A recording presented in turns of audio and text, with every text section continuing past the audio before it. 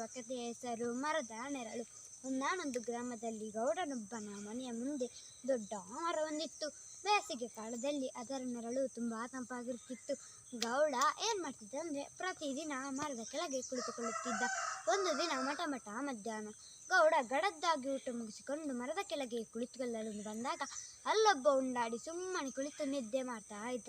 ಅದನ್ನು ಕಂಡು ಗೌಡ ಕೋಪದಿಂದ ಅವನನ್ನು ನೋಡಿ, ಏಯ್, ಇಲ್ಲಿ ಕುಳಿತುಕೊಳ್ಳ ನಿಂಗೆ ಯಾರು ಹೇಳಿದ್ರು? ನಡಿ ನಡಿ ಎಂದು ಗದರಿದನು. ಆಗ ಉಂಡಾಡಿಕೊಂಡು ಹೇಳ್ತಾನೆ, ಅಯ್ಯ ಯಾಕಯ್ಯ ಹಾಗೆ ಎಗರಿ ಬೀಳುತ್ತಿ, ಬಿಸಿಲು ತುಂಬಾನೇ ಇದೆ, ಹಾಗಾಗಿ ಇಲ್ಲಿ ನೆರಳಿದೆ ಎಂದು ಕುಳಿತುಕೊಂಡೆ, ಅದರಲ್ಲೇನು ತಪ್ಪು ಎಂದ.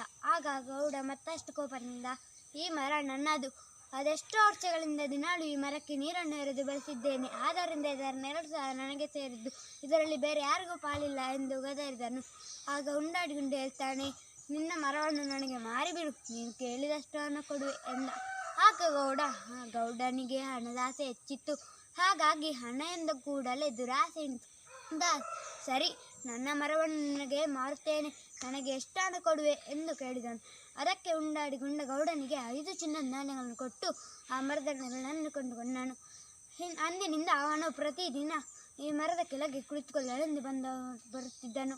ದಾರಿಯಲ್ಲಿ ಯಾರಾದರೂ ಪರಿಚಯರು ಹೋಗುತ್ತಿದ್ದರೆ ಅವರನ್ನು ಕರೆದು ಸ್ವಲ್ಪ ಹೊತ್ತು ಮರದ ಕೆಳಗೆ ಕುಳಿತುಕೊಳ್ಳಲು ಹೇಳುತ್ತಿದ್ದನು. ಅರೆ, ಇಲ್ಲಿಗೆ ಕತೆ ಮುಗಿತಾ ಅನ್ಕೊಂಡ್ರ? ಖಂಡಿತ ಇಲ್ಲ, ಕತೆ ಶುರುವಾಗೋದೇ ಈಗ. ಕೆಲ ನಮ್ಮ ಉಂಡಾಡಿ ಪೆದ್ದ ಅಲ್ಲ, ಅವ ಬಳೆ ಕಿಲಾಡಿ. ಮರದ ಕೆಳಗೆ ಕುಳಿತುಕೊಳ್ಳಲೆಂದು ಹೋಗುತ್ತಿದ್ದ ಉಂಡಾಡಿ ಸುಮ್ಮನೆ ಕುಳಿತುಕೊಳ್ಳುತ್ತಿರಲಿಲ್ಲ. ಗೌಡನ ಮನೆ ಆವರಣದಲ್ಲಿ ಪಡಸಾಲೆಯಲ್ಲಿ ಮಲಗುವ ಕೋಣೆಯಲ್ಲಿ ಎಲ್ಲ ಕುಳಿತುಕೊಳ್ಳುತ್ತಿದ್ದನು. ಅದನ್ನು ಕಂಡು ಗೌಡ ಕೋಪದಿಂದ, ಏಯ್, ನಮ್ಮನೆ ಆವರಣದಲ್ಲಿ ಪಡಸಾಲೆಯಲ್ಲಿ ಮಲಗುವ ಕೋಣೆಗಳಲ್ಲಿ ಕುಳಿತುಕೊಳ್ಳಲು ನನಗೇನು ಅಧಿಕಾರ ಇದೆ? ಈ ಮನೆ ನನ್ನದು, ಇಲ್ಲಿ ನನಗೆ ಪ್ರವೇಶ ಇಲ್ಲ ಎಂದನು.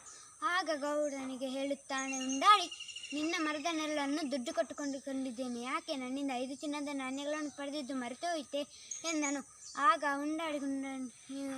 ಏನು ಮಾತನಾಡದೆ ಇದ್ದನು. ಹಾಗೆ ಗೌಡನು ಏನು ಮಾತನಾಡದೆ ಚಪ್ಪಾಗಿ ನಿಂತು ಬಿಟ್ಟನು. ಈ ವಿಷಯ ತಿಳಿದ ಗೌಡನ ಮನೆ ಅತಿಥಿಗಳೆಲ್ಲ, ಅಲ್ಲಿ ನೋಡೋ ಜಿಪ್ನ ಗೌಡ ಮರದ ನೆರಳನ್ನು ಮಾರಿದ್ದಾನಂತೆ, ಹುಚ್ಚಪ್ಪ ಅದೆಷ್ಟು ದುಡ್ಡು ಮಾಡ್ತಾನೆ, ಈಗ ನೋಡಿ ಮೂತಿನ ಮಂಗನಂತಾಗಿದ್ದಾನೆ, ಉಂಡಾಡಿಗುಂಡ ಒಳ್ಳೆ ಬುದ್ಧಿನೇ ಕಲಿಸಿದ್ದಾನೆ, ಮಾಡಿದ್ದನ್ನೋ ಮಾರಾಯ, ಗೌಡನ ಅತಿ ಆಸೆಯಿಂದ ಗತಿಯೇನಾಯ್ತು ನೋಡು ಎಂದು ಗೌಡನ ಮನೆ ಅತಿಥಿಗಳೆಲ್ಲ ನಕ್ಕರು. ಈ ಅವಮಾನ ಸಹಿಸದ ಗೌಡ ಮಾರನೇ ದಿನವೇ ತನ್ನ ಸಂಸಾರ ಸಮೇತ ಆ ಗ್ರಾಮವನ್ನೇ ಬಿಟ್ಟು ಎಲ್ಲಿಗೋ ದೂರ ಹೊರಟು ಹೋಗಿಬಿಟ್ಟ. ಹೀಗೆ ಉಂಡಾಡಿಗುಂಡ ಕೊನೆಗೆ ನಮ್ಮ ಗೌಡನ ಮನೆಯಲ್ಲಿ ಉಳಿದು ಸುಖ ಸಂಸಾರ